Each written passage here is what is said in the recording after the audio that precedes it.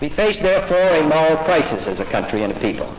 We have a right to expect that the Negro community will be responsible, will uphold the law, but they have a right to expect that the law will be fair, that the Constitution will be colorblind, as Justice Harlan said at the turn of the century. This is what we're talking about, and this is a matter which concerns this country and what it stands for.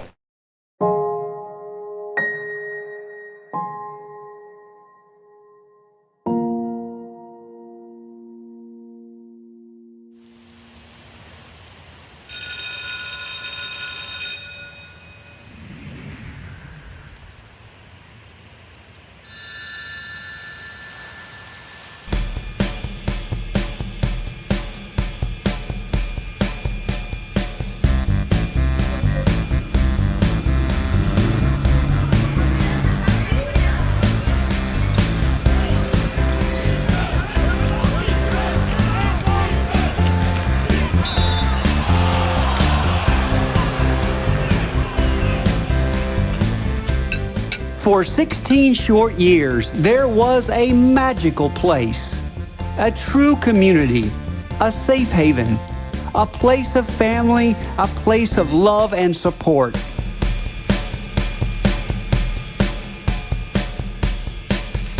The story of Bailey Johnson School is more than a story of bricks and mortar of a building.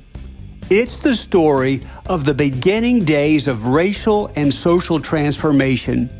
It's the story of pride and love of a community that made up Bailey Johnson.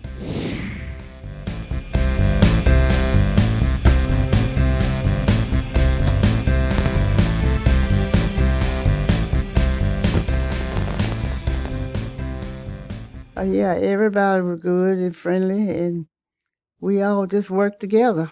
When one had a problem, we all had a problem. Neighbors were neighbors and friends in the truest sense of the word. A lot of times kids participated in extracurricular stuff at school. They knew my dad got home from work at 4:30 and that we would be eating dinner at 5 o'clock. So my mama fed everybody. Bailey Johnson School was a focal point for the North Fulton Black community. It was the first and only school within the approximate 35 square miles of North Fulton that included a high school curriculum for Black students. These students came to study, engage in school activities, enjoy sports and social events. Bailey Johnson was not only educating you, it was family. It was a family environment where you cared for each other. You looked out for each other and nurtured each other. It was wonderful. To better understand the story of Bailey Johnson and its community, it's important to remember the historical context of the Black race experience in this country. It's widely believed that the first African slaves arrived from Angola to the colonies in 1619. For the following 244 years, it was legal to cruelly treat the enslaved Africans as property. While the Emancipation Proclamation of 1863 made slavery technically illegal, Black codes, apprentice and vagrancy laws in Jim Crow South thwarted any true freedom. The former slaves endured violence and even death in order to keep them subjugated so that wealthy landowners could continue to have cheap or in many cases free labor. Jobs that paid a living wage in the post-war South did not exist for the former slaves. Vagrancy laws were exploited in order to arrest Black Americans who did not have a job and put them in chain gangs so their free labor could be sold for profit. Those who did not obey the racial customs of the time often faced violence. In 1912, a devastating racial cleansing was suffered by a number of the families who would eventually become part of the Bailey Johnson community. In 1912, my mom and other families were ran out of Forsyth County because of a young man that they say had raped this young lady. 18-year-old May Crow was found bloodied and unconscious in the woods. With no witnesses or clues, 3 young black men became the scapegoats, perhaps because they happened to live nearby. 24-year-old Rob Edwards was the first to be jailed. An angry white mob stormed the jail and took him out and lynched him and drug him around the courthouse by the neck.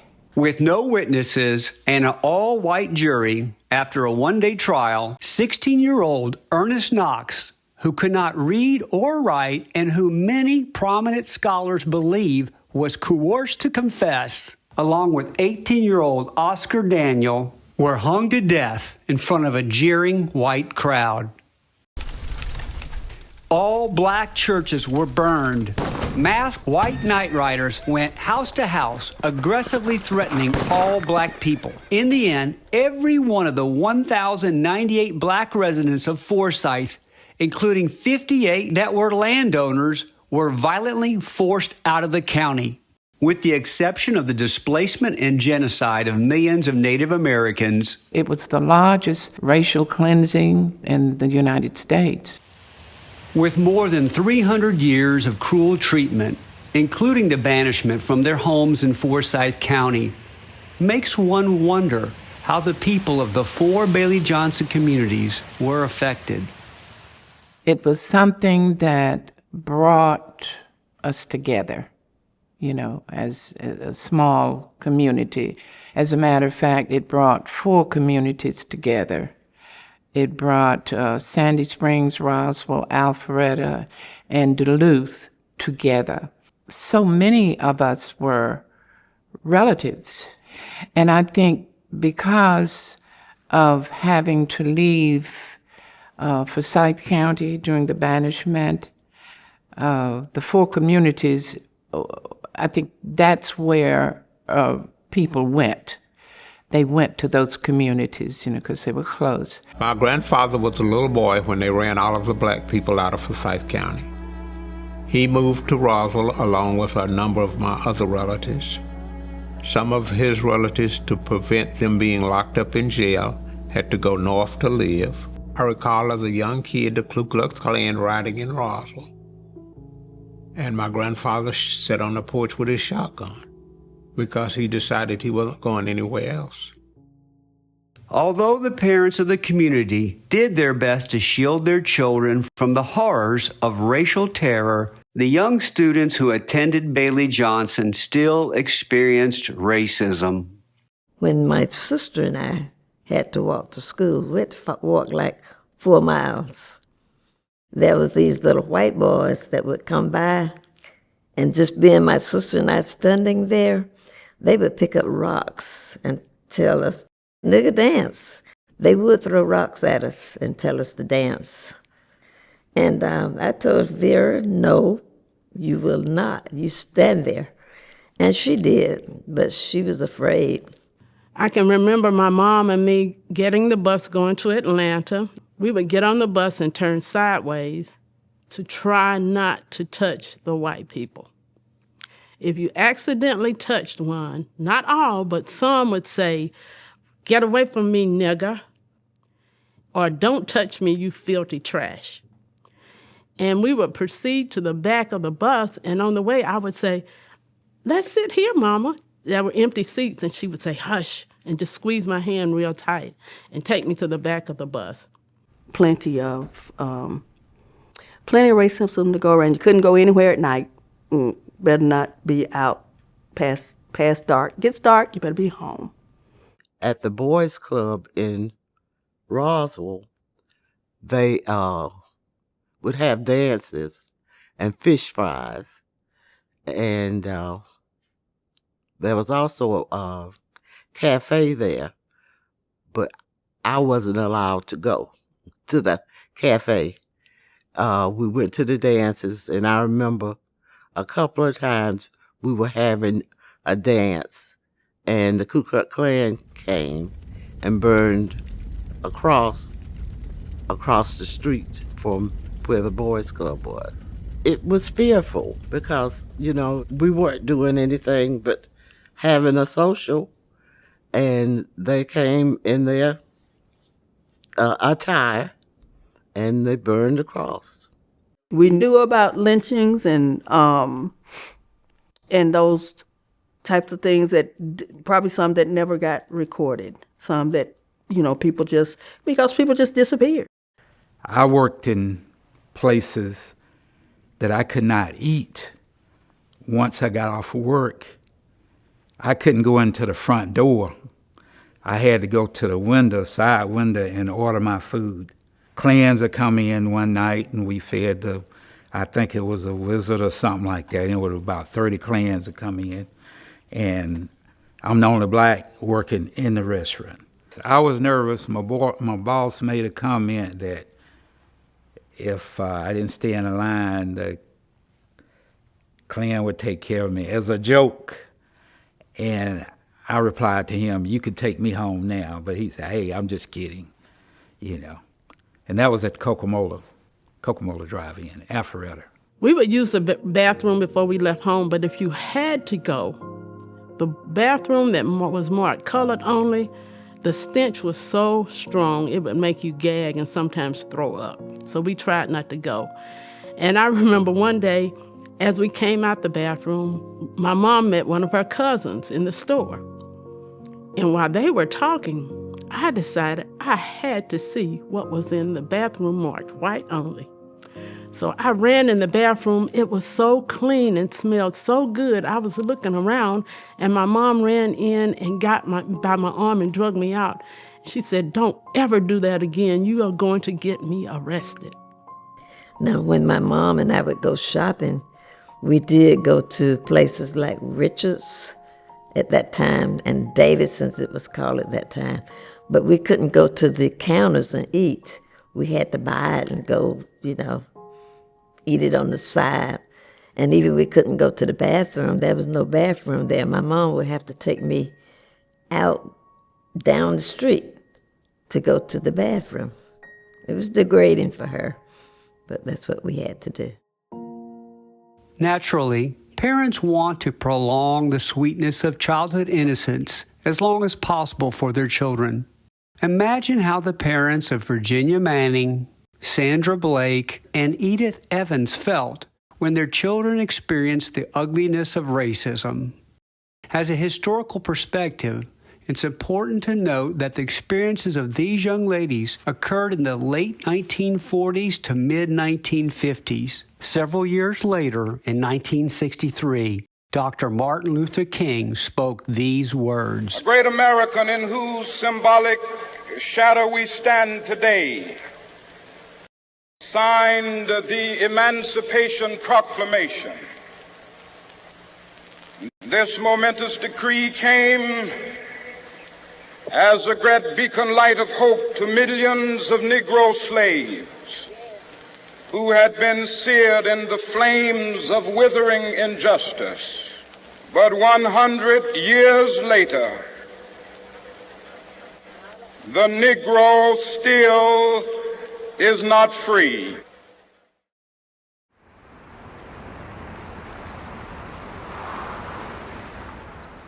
Another way to ensure cheap labor was to limit educational opportunities for black citizens. In 1921, Milton High School, a county publicly funded high school, opened for whites only. For almost 30 years after, the black community was limited to a very basic and underfunded primary school education, ending at the 7th grade. I started school in 1937. I had to walk to school about 5 miles. My school had one room. We had a kitchen in our book room, and we cooked back there. So we had classes that go back and cook because we had 7th grade in that one room. The black community naturally struggled with the idea that their children were denied the same full education as the white children. The parents paid taxes, but they were denied an education. And that was hard to understand. For the limited few families who could afford it, the only option for secondary education was a 2-hour round trip to Washington High in Atlanta. Virginia Manning Patterson recounts her father's memories of traveling to Washington High. My dad commuted from Alpharetta to Washington High. His routine was he got up in the morning, he started the wood-burning cook stove, and got prepared to go to school. He rode the Greyhound bus to Atlanta. He said there was no expressways, just straight down 9 over that wooden bridge at the Chattahoochee, and rode downtown to, at that time, it was Hunter Street. Now it's Martin Luther King and Peachtree, and walked from there to Washington High. Reverend Strickland planned to send his daughter, Maisie, to Washington High. Other family members and neighbors heard about this and wanted their children to go as well, but they had no transportation. My father bought a station wagon, and we all went on that station wagon. It was not a very pleasant ride because of the number of students who were on that station wagon. And I think we ended up with about 14 on that station wagon. We picked up students from Roswell to Sandy Springs. The ones that we picked up in Sandy Springs were my cousins. They, unfortunately, being the last ones to get on the station wagon, had to sit on the thing that lets down in the back. I don't know how we made it because that was illegal. And it was cold. The one sitting in the back, the gate was down, and it was cold. Ever since Milton High School opened for whites only, the North Fulton Black community wanted a high school for their children as well. Washington High in Atlanta was not an option for the majority, and therefore multiple generations were denied a high school education. I think about that denial today and just how it affected the people who are descendants of those people today. Truly, it was unfair.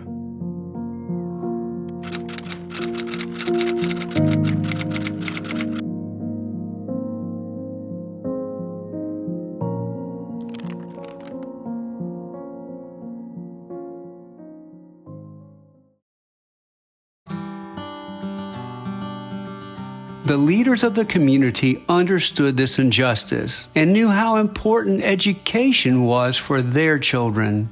For years, they tirelessly lobbied the Fulton County Board of Education to build a school for their community.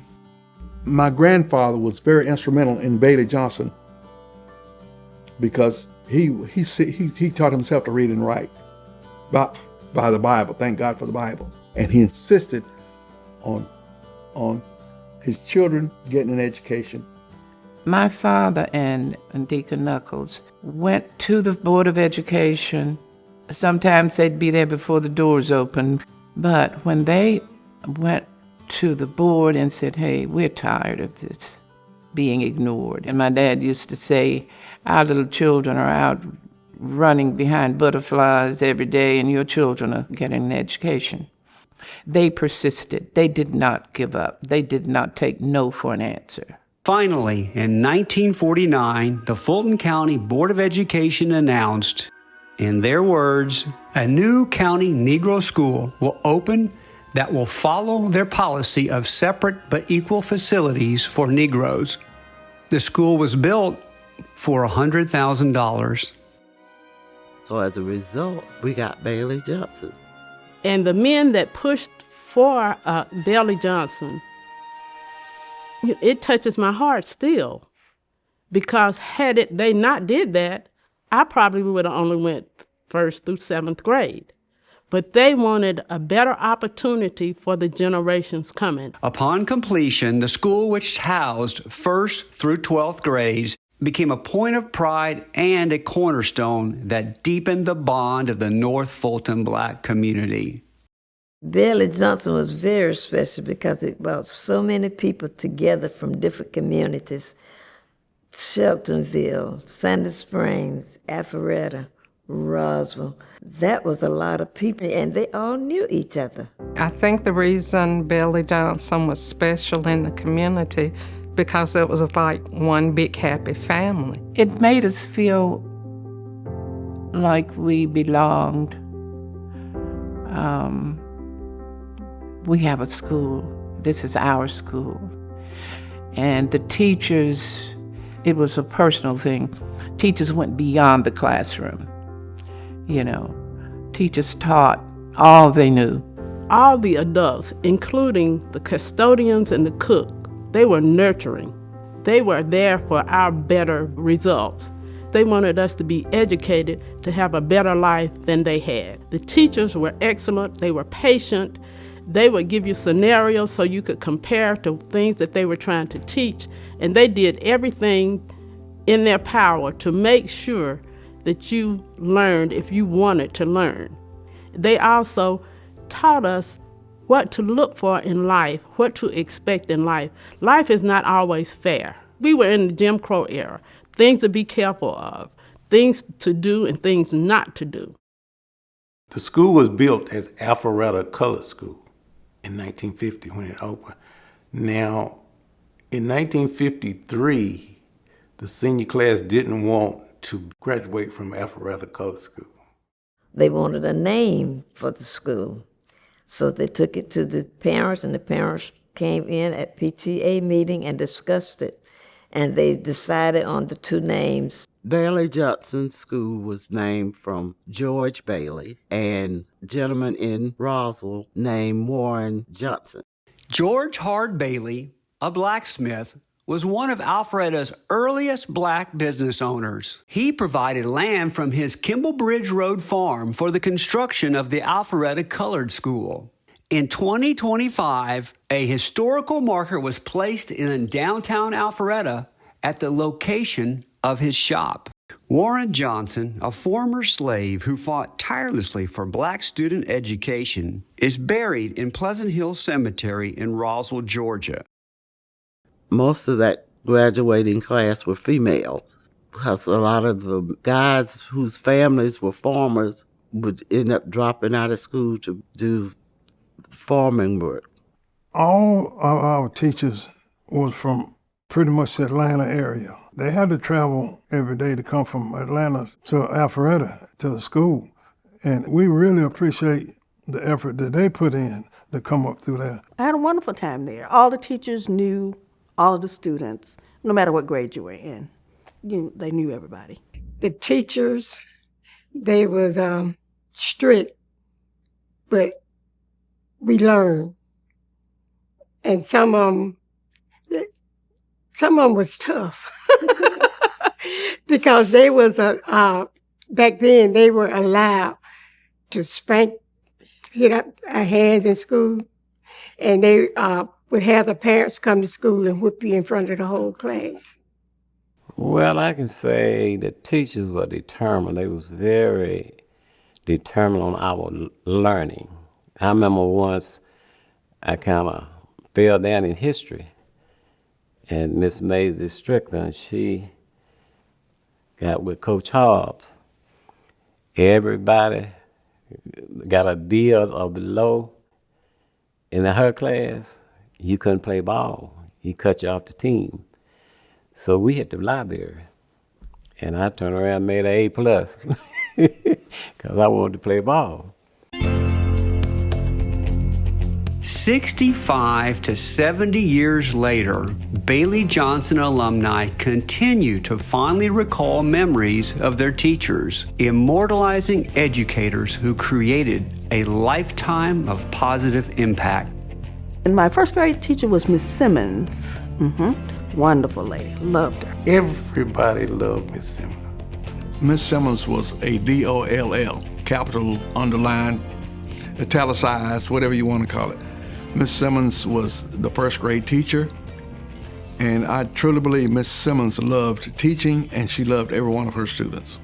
And the first grade teacher, especially Miss Simmons, who taught, I think, almost every kid that went through Bailey Johnson. She was from Monroe, Georgia, and she would go visit every first grader she had. In fact, I know several times I went with her to go visit the homes and talk to the parents. Everybody loved Miss Simmons.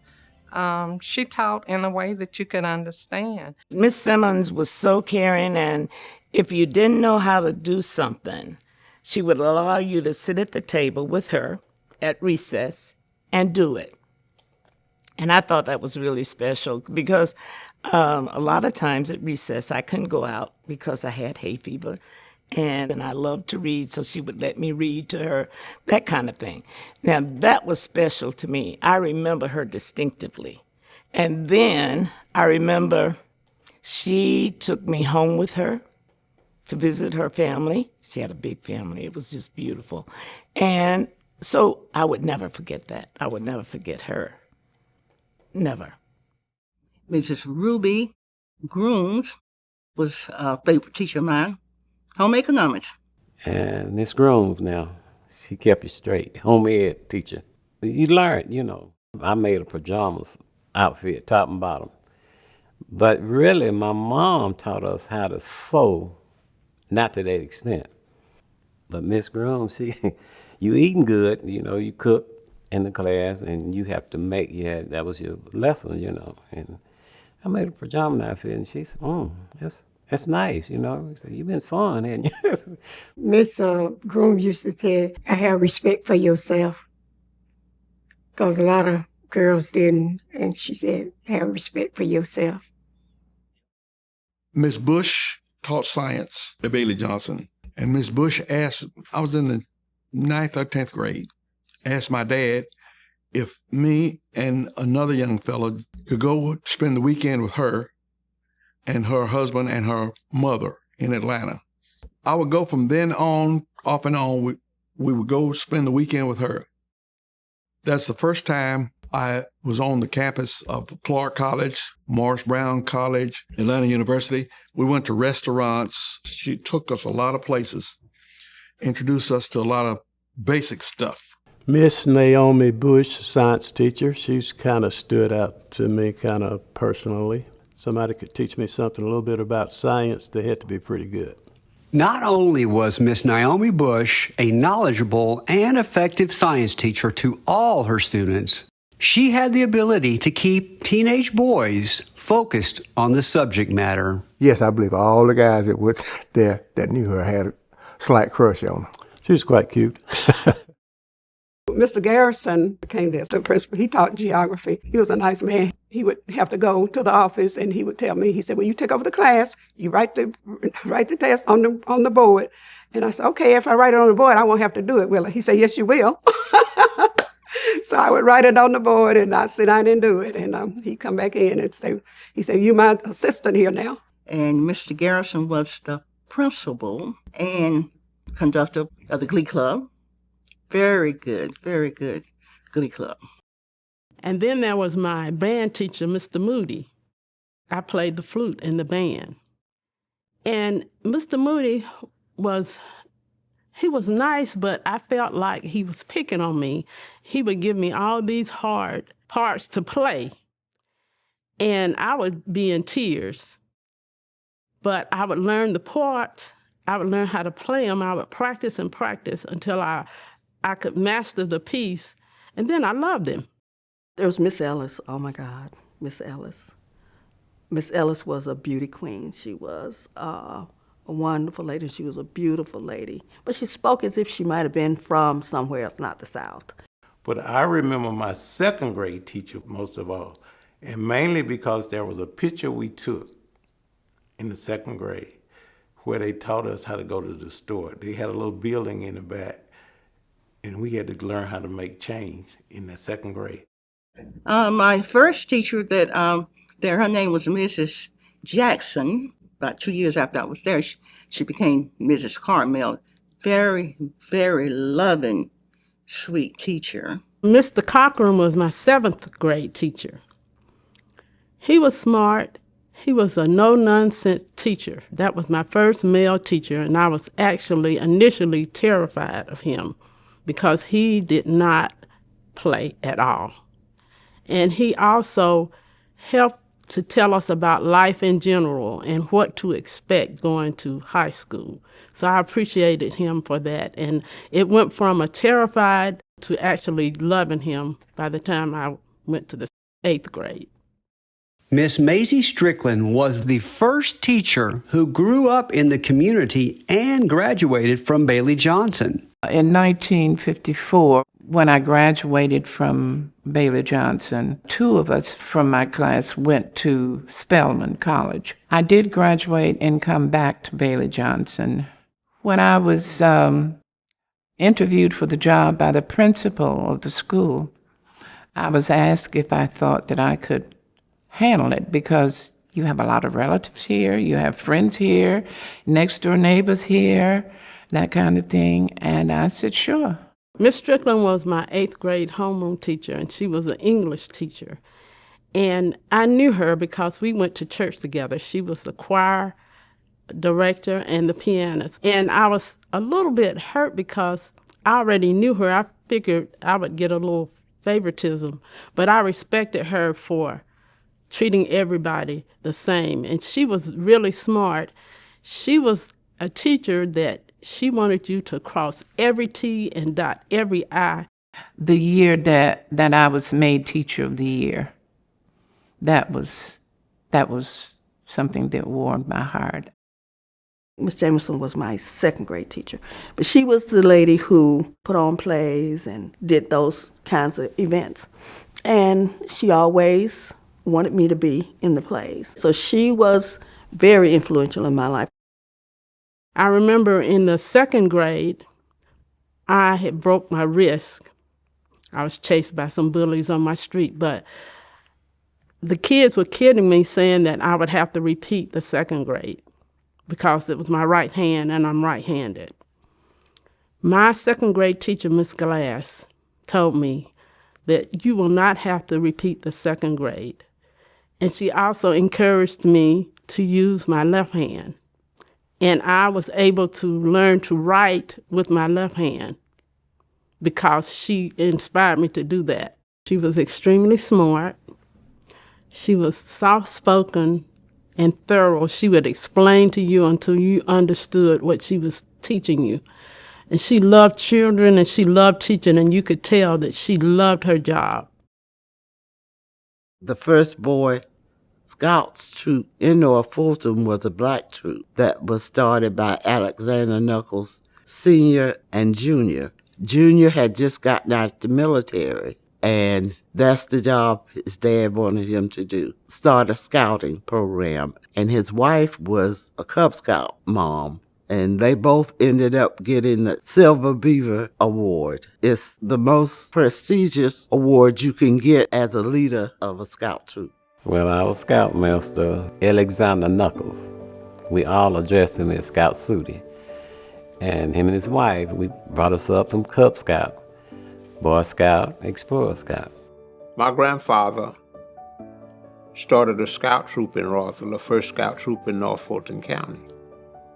And it's still an active scout troop in my church today, Troop 206. And we went to Boy Scouts. We went to Philmont Ranch in New Mexico. We went camping. We went to summer camp. But the Boy Scouts was very active, and I'm proud to say they're still very active now.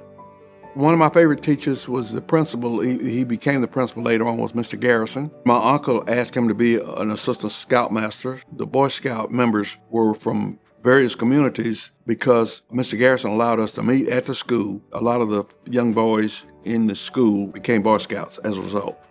I think the Boy Scouts really taught me a lot of life skills that helped in the military also. Well, our scouting program was excellent, really, because it given us a highlight on life, especially going into service and stuff like that. We was taught the marches, the counter marches, camping out. We camped out. We went to camp every year. And very special to me, if your parents, it was kind of poor. But if your parents didn't have all the money to send you to camp, Scout Suit always seen a way to come up with it. And you went to camp, and great experience, very great experience.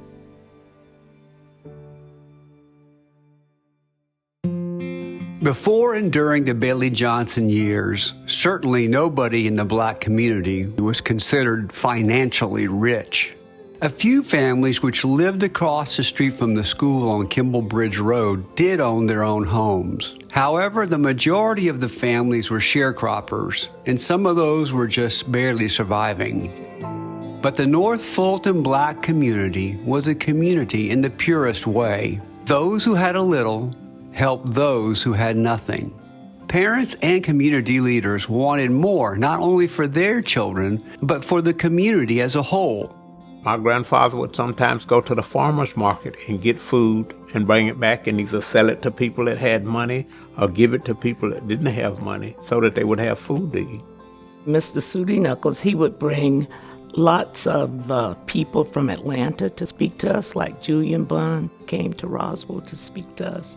Our pastor was from Atlanta, so they brought people out to keep us aware of things that were going on in the world, so we weren't left out. When I was growing up, we didn't have TV, and it was a while before we had electricity. And we had our well where we had our water, and we had an outside outhouse where we used the bathroom. And we would take baths in a wash tub. When I was young, we had a spigot in the front yard, and we would have buckets that we would go to the front yard and fill the buckets up and carry the buckets in the house to use for cooking or bathing or whatever we had to do. No central heat. We had a pot-belly stove in the bedroom, and then my mom also cooked on a stove that had used wood. And we didn't have any air conditioning. We had fans that blew hot air in the summer, but we were a family. So we lived on what was called a Wilson farm. And Mr. Wilson, we were, my parents, grandparents, and those were his tenant slaves. My mom worked at the house, at their home as the maid. And, my grandparents, both sides, lived there. We all lived in our own separate homes, though. We used to have a bunch of chickens that we had to see after, but we had chickens. That's how we had food. At one point, we had so many green beans. For a long time, I hated green beans. I really did. I mean, I love them now, but... The Bailey Johnson community was a caring community. You could sit in the house and not lock your door. You could leave your car keys in your car. If you were sitting on the front porch and somebody passed by in the car and they say, ooh, and back up and come and sit on the front porch and you'd have a conversation. The community was very easy. We never locked up, never you get ready to leave home, just walk out the door. Somebody might need a cup of flour or something. That's what my parents used to say. Somebody may need something, so we just leave the door, and if they needed anything, they came and got it. And, so everybody was close-knit, very close-knit. I think the community was really tight, and I do remember delegates coming from different places to stay with the neighbors. At that time, we didn't have hotels and things for people to come and stay. There was always someone in the community that would house a delegate, whether it was for the church or the school or whatever it was for. They would house them. The communities were just that way. One thing I can say about our parents, they were awesome. They had a club and the women had a club, the men had a club, and they would raise money to take us on trips in the summer to the black beaches. We were able to go to Jacksonville Beach and the one up in Myrtle Beach, because those areas had black beaches. And we went to Tennessee to Lookout Mountain. And so our parents were awesome. Both my parents were born here in Alpharetta. My mother, her name was Minnie Moselle Cook. Manning, and she was a descendant of George Bailey, whose nickname was Hard Bailey. He was a blacksmith here in Alpharetta. At one point, he owned a lot of the property on Kimball Bridge Road. That's the only place that blacks owned property. There were other blacks in the community, in Alpharetta, but they were the sharecroppers. Community was involved with the school, involved with what the children were doing. Members from the community would come and, have lunch and interact with the kids. Buy plates from the lunchroom about twice a week. The food was good, and we just go buy a plate. They let us buy. I lived right across the street from Bailey Johnson School, and I would leave out my door when I heard the second bell ring. During Christmas season, Dorothy and Eugene Anderson's decorated home was a community attraction. I started decorating when we first moved there with 1 or 2 pieces. And every year I increased a piece. We had lights and put them all across the top of the house. We just had lights everywhere. And everybody would say, I don't need no lights because you go up to Dorothy's house, she got enough lights for everybody. Before I even started to school, me and my sister Doris Nadine were on program at the school. One of the teachers had us doing a ballet routine. And we had our little tutus. You could tell us anything. We just thought we were all that.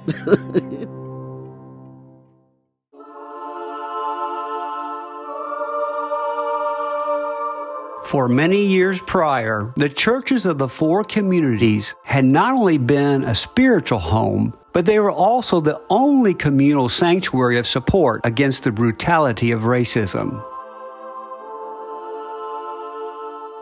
The opening of Bailey Johnson created a space where all 4 communities gathered together in pride, and by doing so, helped amplify the unity between the various churches of the community. The school and the churches were the de facto heartbeat and center of the North Fulton black community.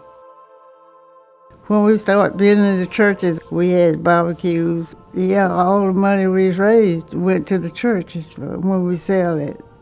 That food, we sold plates. Then we had people coming from everywhere.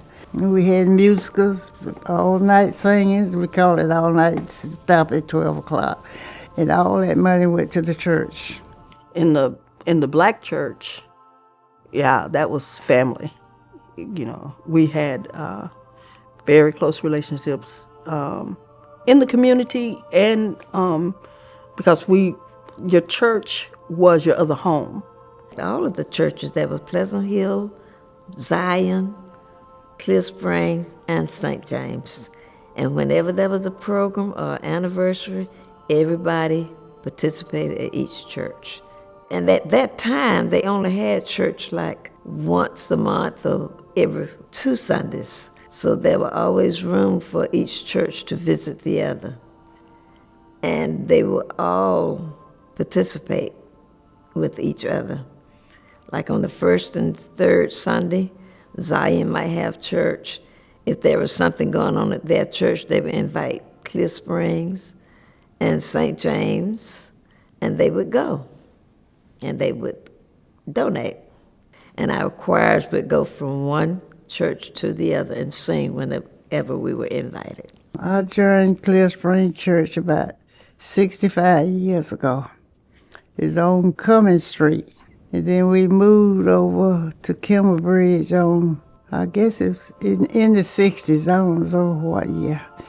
And we worked hard to pay for the churches. But I was baptized in the pool down there on Cummings Street in the 3rd Sunday in September. I guess I was about 21. All of the people in all of those churches mostly knew each other. And that was because of the school. We not only participated in the churches, but they also participated at the school.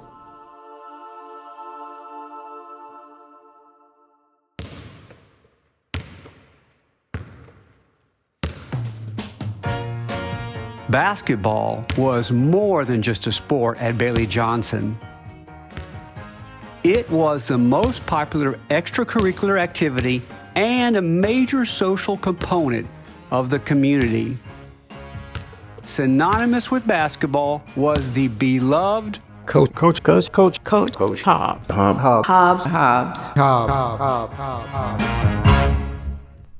Mr. Hobbs taught math. He was the basketball and track coach. He was also a no-nonsense, but in a more gentle way. He was thorough, and he understood children and how to push them, but not to overdo it. And I loved him so much because he was frank, he was smart, and he would tell you the truth no matter what. Coach Hobbs was probably one of the greatest mentors I've ever had. So I didn't have a father, so he kind of was a father figure. He instilled in you to be the best that you can be. If you wanted to do something, you did it to the best of your ability. He was a good male representative, you know, for at school. He could talk. You could talk to him if there was something going on during the day and you needed a father answer, you could talk to him. Mr. Hobbs was a dynamic individual, has a work ethic. Not only a work ethic, his primary concern was to make sure if you work this hard playing basketball, you should work this hard in the classroom and work this hard in life. I mentioned to Coach Hobbs one time about maybe I'll just buy me a new car and not even think about schooling later on, and he encouraged me to continue my education. And from that point, I learned that education gave me the ability to buy several new cars. Coach Hobbs was my favorite teacher. I liked him because he seemed to care about the students. I was a new student here at the school. I didn't know anyone, and we lived sort of out from the school, out on Johnson Ferry Road. We were just bus staff Alpharetta. So when I got to school and he met me, he wanted to know if I wanted to be his scorekeeper for the basketball team. And so I got to go on the bus trips with the team. I got to meet new people, students. So he's my favorite teacher because I came and he just sort of made a way for me to meet people. And he was one of the best conditioning coach that you could ever have. There was a bridge about 2 or 3 miles down Kimmer Bridge, and we would leave school and run from the school to the bridge and back. And then when we come back into the gym, he had folding chairs all around the gym, and then we had to run and jump over those chairs. Never touched the basketball yet. Conditioning came first. And we would get so tired sometimes, a little under our breath cuss words. We thought he was trying to kill us. Mr. Hobbs would run us. You would run at least an hour before you touched the basketball. And he would have us squat and do the duck walks back and forth, back and forth. And he would have the boys run and jump over chairs, and we had to weave through the chairs. And I remember one time he had us doing that duck walk so long, when I got ready to go downstairs to the gym, my knees gave out. They were so tired. But it made us stronger players. I remember at the beginning of seasons, I'd go home and my legs would cramp so much in bed because it wasn't, but they got stronger as we went on. But, when we first started practice, that's just the way it was. The team that we had, we was bonded. We was together, looked after each other, uplifted each other. I know once I missed a couple of practices and went to practice the following. After those 2 days, I ran for 2 hours straight. And he set the clock on me. And I ran so long, I couldn't stop running. My teammates come up and said, "Man, you stop running now." Because he said, "You done ran in 2 hours." The clock went off. But he was just like, he was hard, but it was for our benefit. Coach Hobbs was the girls and boys basketball and track coach since the inception of the teams. As game schedules increased, he needed help chaperoning and coaching the girls. The school superintendent asked new teacher Maisie Strickland if she could help with the girls' basketball team. I had no idea that I would be asked to coach. I said, I know a little bit about the game, but I was not really that involved, just playing when I was in high school. As a matter of fact, we had to play outdoors. We wore blue jeans. He said, Mr. Hobbs will help you. He said, he's had them all these years. He'll help you along, When I first started, he was the girls and boys coach, but Miss Strickland came in, and she started coaching the girls' team. So they kind of coached together. The basketball game was so popular. Everybody all over would come to see us play and support us. And that was one of the social functions of the North Fulton community. Coach Hobbs and the team had a goal of winning a state championship, but there were challenges. We were all small kids. We used to get beat 9th, 10th grade pretty regular. We was handicapped. We were small. We was 5'7", 5'7", 5'9", 5'10", 6'1". That was it. Each year, the team won more games, and in 1965, they made it to the state championship game against perennial league power Ralph Bunche High School. The school was named in honor of Ralph Bunche, the first African American to win the Nobel Peace Prize. We was determined we weren't going to lose this game because we knew this was an opportunity. We forced their best player. We forced him out of the game. We fouled him out. We were losing. With a minute and a half to go in the game. And some kind of way, we got hot, and we ended up winning by 3 points, I think, 67-64, I believe it was. And Ralph Bunche was always better than us. And when we came up to their level, the last 2 years, and that was the greatest moment for me to beat them, be honest with you, that I ever had.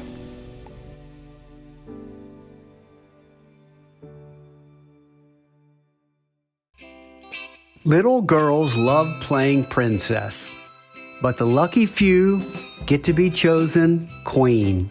And one of my favorite things, I was voted Miss Bailey Johnson my senior year. And we had a parade in Alpharetta. I think that was the only time that we had a parade. We had a parade in Alpharetta. So that was a very prestigious time for me to be able to go through Alpharetta, where we couldn't attend school in Alpharetta, but we had a parade to go and showcase some of the students from Bailey Johnson. I do remember the experience of when I was crowned Miss Bailey Johnson when I was 15 and in the 10th grade. So but that year we didn't have a yearbook. For some reason, I said of all the years, they didn't get a yearbook. I was crowned homecoming queen at Bailey Johnson. I was the youngest that had been homecoming queen because everybody knew me and they voted for me. And then my cousin, her name is Linda Manning. She was nominated after me. I was a freshman, and then they made a rule that you had to be older because we came in, we beat out the juniors and the seniors. Racism. Its cruelty and limited opportunities, whether overt or subtle, was ever present for the families of the 4 Bailey Johnson communities. Nevertheless, racial interactions were not a simple one-size-fits-all, whether through sports or the innocence of children or plain human decency. Positive racial interactions were not uncommon. Mr. Wilson was a nice man. He and his wife, I can't remember her first name, and they were really nice. Really, that's probably why I didn't really pay too much attention to white people because they were white and they didn't bother us, but they were the only white people that we knew. you know. And I remember when my baby sister and brother, my parents had 2 sets of twins, but the youngest ones didn't live. But my baby sister and brother were born, and they brought them a silver cup and a silver spoon. Yep. And we'd never seen, that was a big thing. We'd never seen something so pretty and whatever. Yeah. And they would come over. They didn't have children, so they would come over and be around us, watch us play and whatever. Yeah. Very nice people. My grandmother, Kari Manning, worked in the cafeteria at Milton High School. She was the only black that worked there for years. Every white person that went to Milton knew Kari. And Kari was known for her homemade yeast rolls. And so everybody knew Kari. So when we go to the store, white people would come up and talk to my grandmother. And she worked for this attorney, William Spence. And she worked for them on Saturday for about 30 or 40 years. And we'd get there on Saturday morning, and Mabel Spence would have put the first load of clothes in the wash. She would have cooked breakfast, and she and Kari would sit at the kitchen table and talk. And it wasn't till I got grown that I realized Kari was her confidant. Some of the things that she was going through, she couldn't tell her white peers because her husband was an attorney.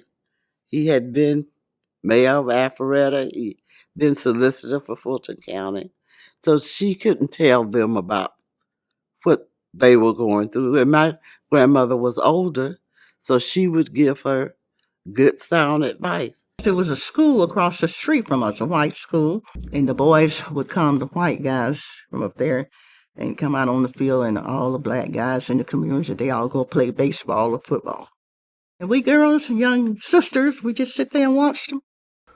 My uncle and aunt raised me, and my uncle worked at Shell Station for Lee Barron. And I remember the owner of that service station coming to our house every Christmas to watch me open gifts. His kids were a little bit older than I was. So I think I got some hand-me-downs, like a train set one time. So the racism wasn't there. I knew we were treated a little different because we wasn't allowed to go to the movie, especially in Roswell. You could go to the movie in Alpharetta, but you had to sit in the balcony in Alpharetta. It was always those little things. It wasn't any, blatant racism. It was just the little things that I remember. Bailey Johnson played matchmaker to a beautiful yet improbable lifetime-long love story. Well, in first grade, there were 2 boys and their mom and dad who came to Bailey Johnson one day, and one of the boys was in my class. So my husband today sat behind me in first grade and played with my hair. He did, and honestly, I used to say, oh, I just love him. When I was little, you didn't know any better, but it was his smile. He was such a loving, caring kid then to everybody. Probably the most important memory and the best memory I can think of is the fact that I actually met my wife there. And from the time that I met her, I knew that we were going to get married. I didn't know how, when, what have you. This love story does not follow the path that you might think. Before Jack's senior year, his parents got a wonderful opportunity to move to California. The high school coach there asked Jack if he would like to play football. Well, I said, sure, but the God's truth, I never touched a football in my life. Never saw a game on television. Jack went on to star on his high school team in both football and basketball. and then on to more success at Santa Clara University on a football scholarship. Later, while living in San Francisco, he happened to browse through a Jet magazine. And I was going through the Jet book to, keep up on everything. I saw this nice looking lady. I said, her name is Peggy Lovelace Jefferson. This is the Peggy, that I know. So I said, she is a homecoming queen. And I said, what I'm going to do is I'm going to call her. And I tried calling the college they didn't know, and they transferred here and there. And then I finally got hold to her, and I told her this was Jack. Oh, hi, Jack, how are you doing? And I told her what I was doing. I was enrolled in San Francisco State, and I just saw her picture, and it looked good. It just brought back memories. And I said, all of this time out here, I have never found anyone that I really, really like. And I realized how much that I really like you. I never had the nerve to tell you that. And I said that, would you marry me? And she thought I was crazy as can be. So when she realized that I wasn't kidding, she said, well, I would love to, but she was engaged, So as it turned out, she married someone and I married someone. Fast forward several years later, and now both Jack and Peggy are divorced from their prospective spouses. I actually was employed at Old College. They sent me on a conference, of all places, to Atlanta, Georgia. So when I was in Atlanta, I wasn't that far from Roswell, so I called her and told her that I was in town. And she said, really? So I asked, would she have dinner with me? She said, yes. Where are you? I told her someplace. So she found it. And then, we went out and we had a dinner. So then she was telling me about her divorce and telling me that the reason she said no at the time when I called, her mom said, God is not going to bless you if you have promised someone you're going to marry them and then you don't. But she said, deep down in my heart, I want to marry you. So I said, okay. So after that date, we dated on the phone for a year.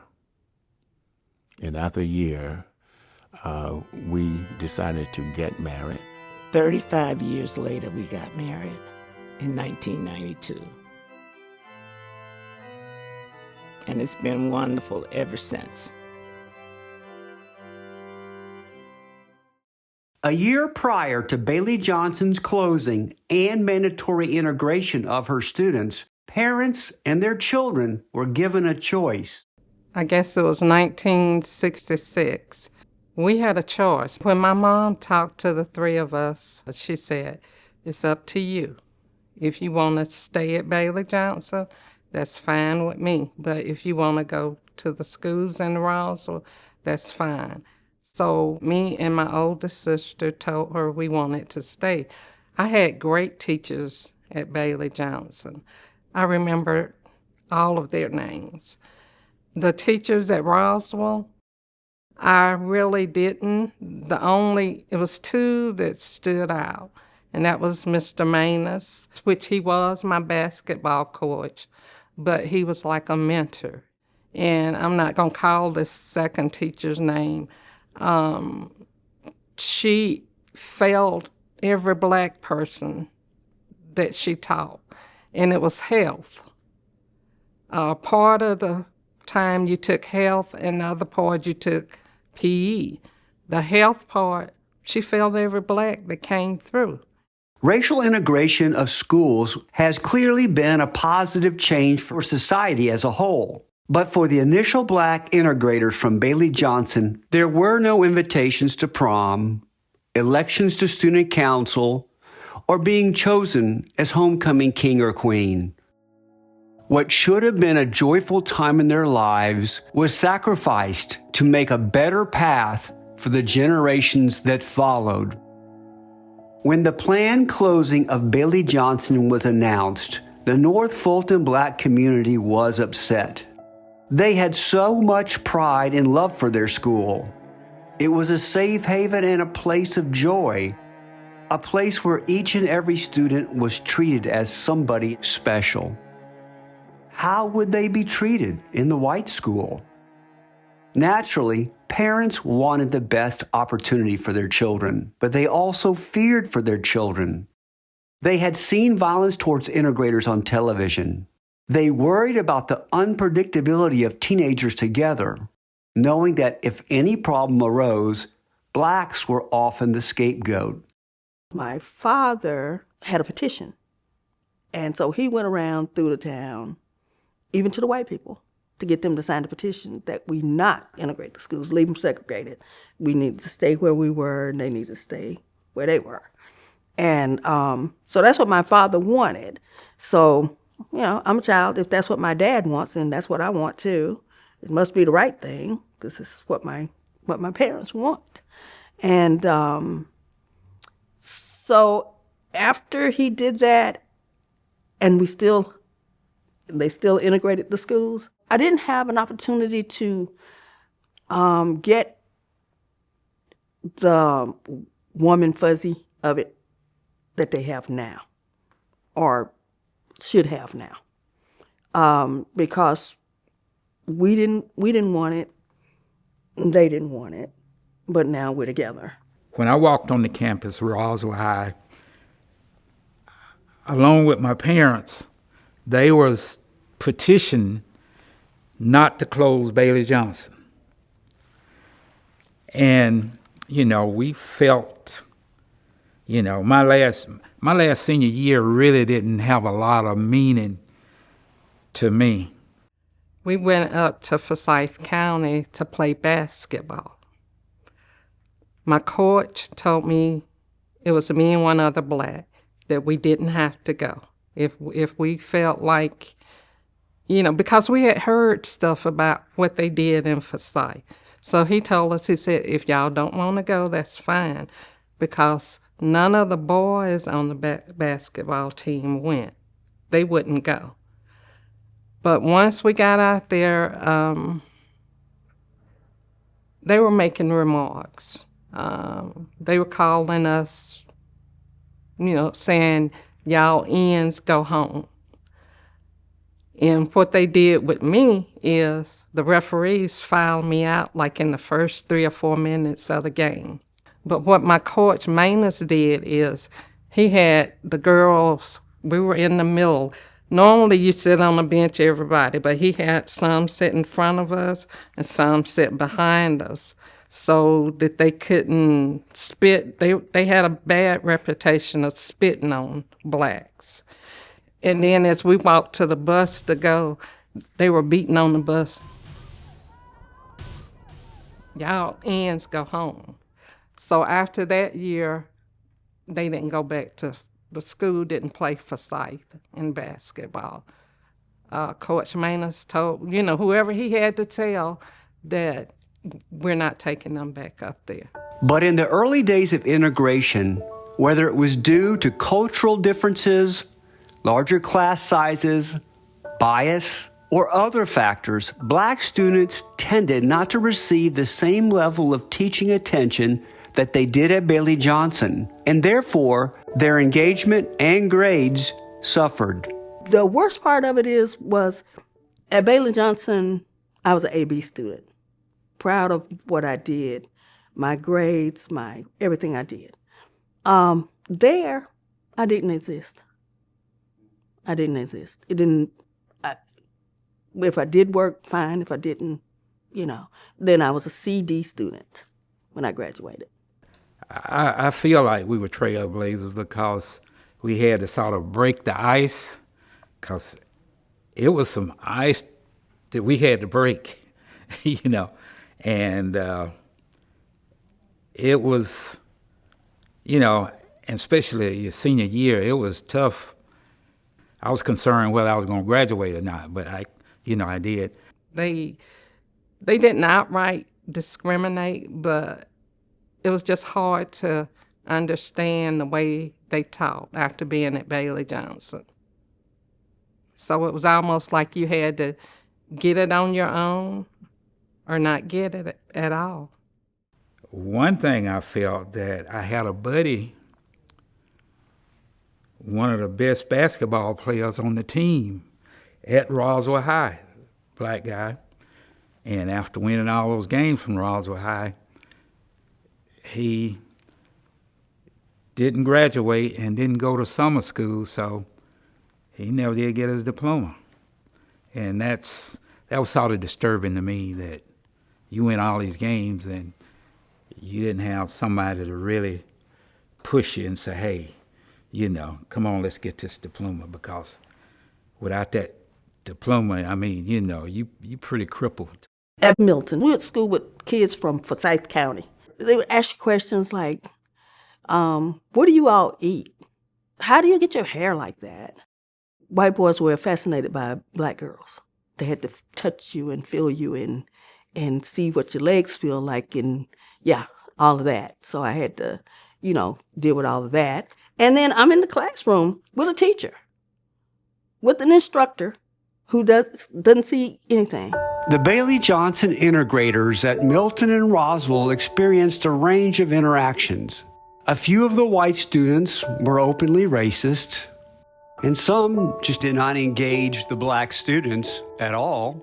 But there were others who treated the integrators in a positive and friendly manner. And a lot of the white students, the girls that was in my class, they accepted me. One year, Roswell High went to the state champion in Macon, and one of my white friends, she was sort of well off. She had a car. I think I was 16, and she went over to my mom's house, or our house, and asked my mom, could I ride to Macon with her? Because she asked me, did I want to go? And I said, my mom's not going to let me do that. And she said, well, let me come over to your house and I'll ask her. And she let me go. The 1896 Plessy versus Ferguson Supreme Court ruling took away black citizens' short-lived freedoms of Reconstruction and ushered in the Jim Crow era with the dubious doctrine of separate but equal. But what I did find out, you say separate but equal, we didn't have near the equipment or the resources, the opportunities. The opportunities was great. Had I went there a couple of 3 years, I figure. I have seen the horrors of Alabama and Mississippi and those schools when they integrated those schools. I didn't have that. Eggs thrown at me, and the police at the school. I didn't have that, and I'm grateful to God that I didn't have that. The experience itself was bad enough. I wish I could have stayed at Bailey Johnson because it was more like a family. When I went to Roswell High, it wasn't the same atmosphere. If I could live my life over the way that I thought I would when I was younger, I would have graduated from Bailey Johnson. I would have been one of the queens. I would have probably went on and studied, being an actress or doing some talk show or something, but being somewhere in the camera.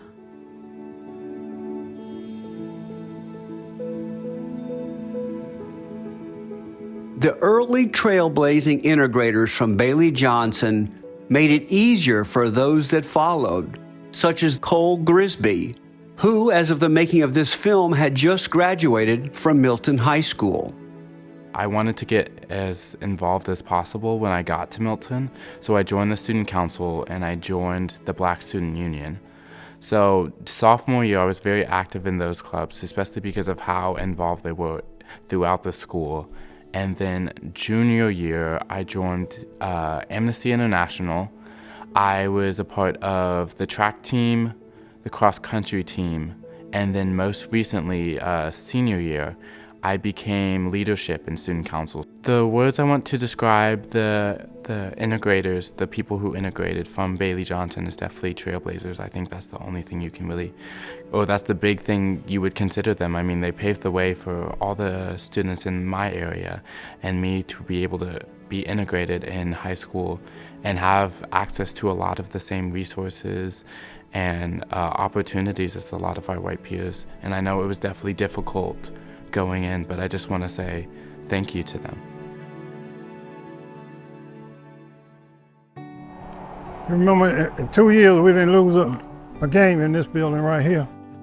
It's Bailey Johnson Lounge. Do you know about what year that was? 65 and 66. Didn't lose another game. We always, for a long time, we was the Davids of the basketball world, but we become the Goliath. All right.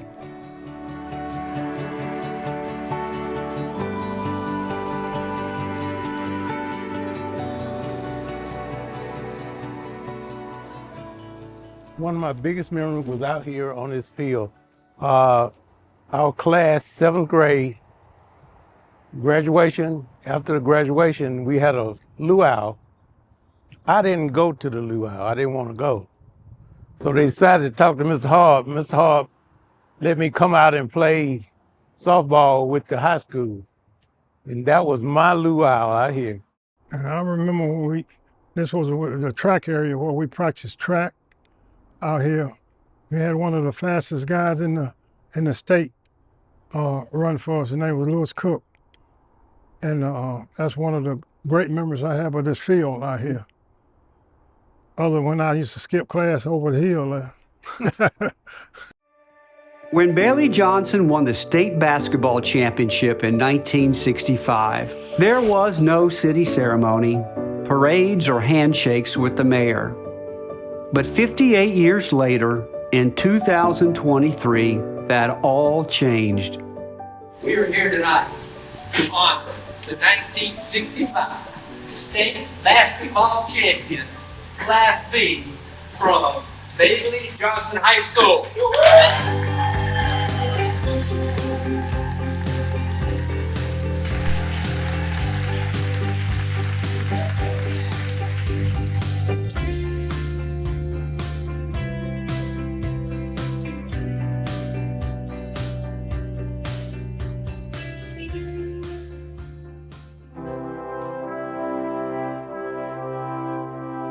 Men from the 4 Bailey Johnson communities served in wars for the U.S., including World War I, World War II, Korea, and Vietnam. When Alexander Knuckles Jr. returned from World War II, he and his fellow black veterans were not allowed to join the white VFW. So they proudly formed a local black VFW. During the Vietnam War, many Bailey Johnson alumni served. Well, after I graduated from high school, a few months went by, and it was hot and heavy in Vietnam then, and they was going to draft just about everybody that could. A Marine Corps recruiter offered Melvin an incentive to enlist. What they wanted, come in the Marine Corps, go through training, ITR, go through boot camp, all that kind of stuff, go to Vietnam, and if you make it 13 months from Vietnam, you come out, you get out. I often laugh about it. When I first went over there and they told me I was a medic, they offered me a 45. I said, I don't want a 45 because I don't want to be that close to where I have to shoot them. So I had an M16 all the time, but I never fired it when I was over there. Coach Hobbs, to me, was a great motivator. In fact, I think he had a great deal to do with even my time through the Marine Corps. He had a saying that, son, if you let someone outdo you, they will. Meaning, if you're in great condition, there is no reason for someone to outdo you. And that stayed with me even now. And all through the Marine Corps, even through boot camp when we would run, the DIs didn't have to do physical push-ups and all that kind of stuff, but they had to run with us. And I remember running and running. I look over at that guy, and I said, if he run from here to California, we'll be right here singing cadence with him. 3 of my older brothers were already in the military. 1 was in the Army, 2 was in the Air Force. I came home from work one Saturday, and I had a greetings note. It really does say greetings. You are hereby ordered to report for induction into the armed forces of the USA. And I said to myself, I don't want to go be a ground pounder. I'm going to go join the Air Force. And I went and joined the Air Force, and they took me right in. I was over there 12 months to the day. I got there May 10th, 1968, and May 10th, 1969, with one month left, I was wounded. About 3 o'clock that morning, they came up that ridge, up that hill, and they started throwing hand grenades. And I jumped up, turned around, one fell right there, and was spinning, and said, poof, got me right there. I thought I didn't know whether I had a leg or not. So I laid down beside that hill for a while, and I heard my guys come call my name, and they came and drug me back up there. And they got choppers in there to throw us back down the back of those choppers like sacks of potatoes and flew us out of there. In fact, there was 2 guys not 10 feet away from me was killed. And I was in 60 mortars. They were both in 60 mortars. In fact, they had a write-up about it. Operation Virginia Ridge. There, in 10 minutes, there was 8 Marines killed and 10 wounded, and I was one of the wounded ones. There were people that I went to school with that some of them went to the war, and a dear friend of mine, very dear friend of mine, he was over there 2 weeks and he got killed. Claude McCann, who was a sophomore on the state championship team, was killed in Vietnam. Some more friends were never the same. And I always tell people, I don't care who you are, what color you are, if you go off to war, you aren't going to be the same.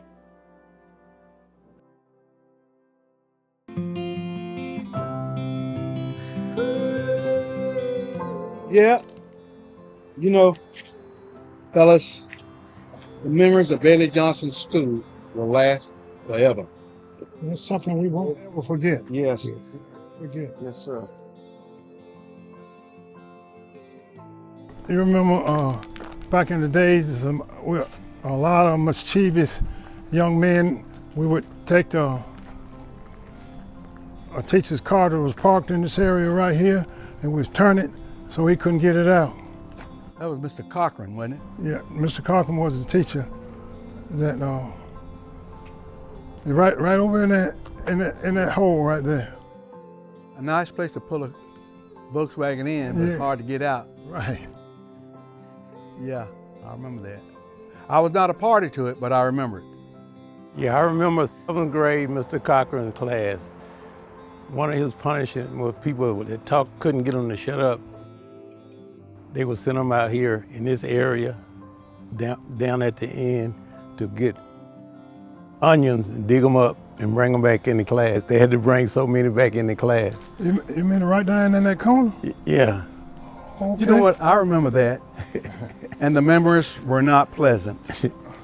But, you know, it is what it is. It was what it was. Some of us don't like onions to this day.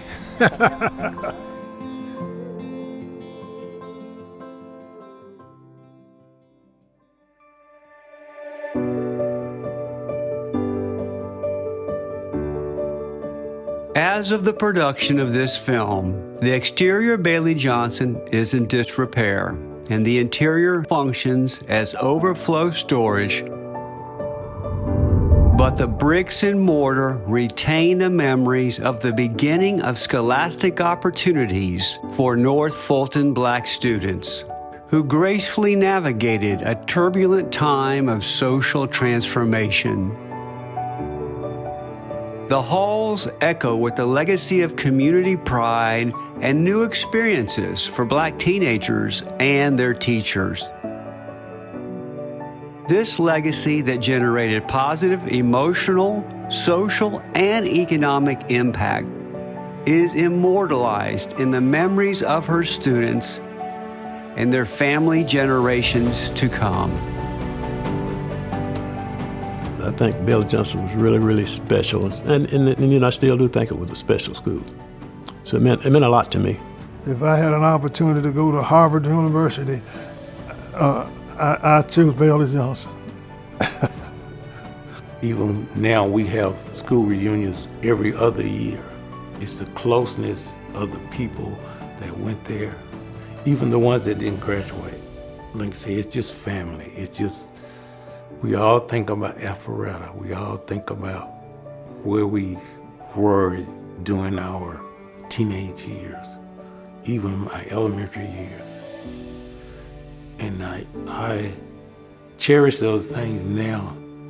There's no place that's gonna compare, a time in life that's gonna compare, really. No time at all. I love it.